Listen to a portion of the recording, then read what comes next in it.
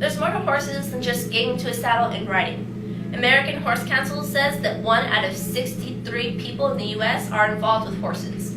I feel that the other 62 more than likely haven't petted a horse, let alone taken care of one. I actually myself own 8 horses. I trained 3 of them. I've been taking care of all 8 since I was 10 by myself.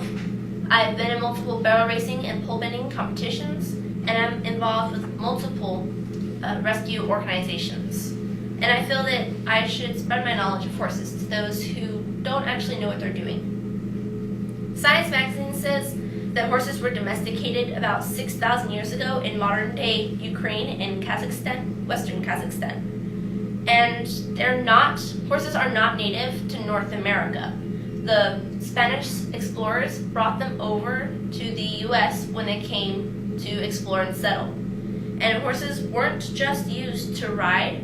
They led wars, invasions, they pulled plows in farming, they pulled wagons to transport goods, and some countries actually used them for food. Taking care of a horse is actually harder than most people think it is.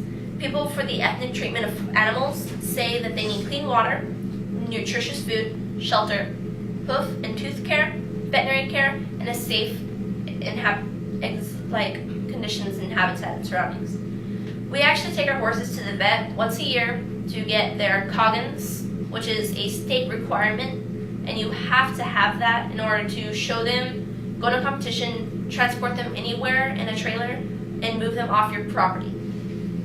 And usually you should brush your horse before you saddle it up and put tack on it, because it could have like a burr or a leaf underneath the saddle, and you don't want the saddle pad rubbing against that and causing a blister or a cut. And a tip is, for every 100 pounds of horse, you should give them 1 pound of hay, and to keep them at a nice nutritious level.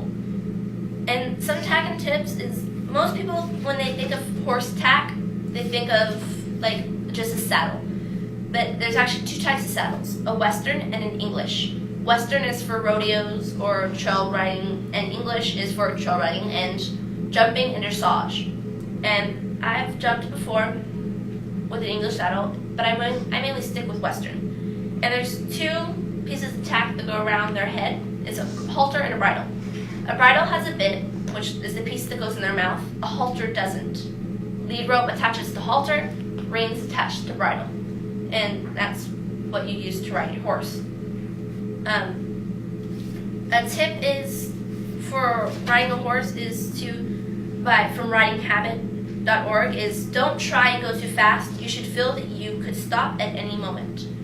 Don't get ahead of yourself your first time riding or your second time even. Like, horses are very strong animals. They have their own mind. They can take off and buck you if they want to. Just make sure you slow down and you're in full control before you try to do anything with your horse. In conclusion, horses are not native to North America. They were brought over. There is a lot of care involved with the horse. It's not just, buy a horse, get on and ride. And they're not self-contained. And there is more tack to a horse than just a saddle.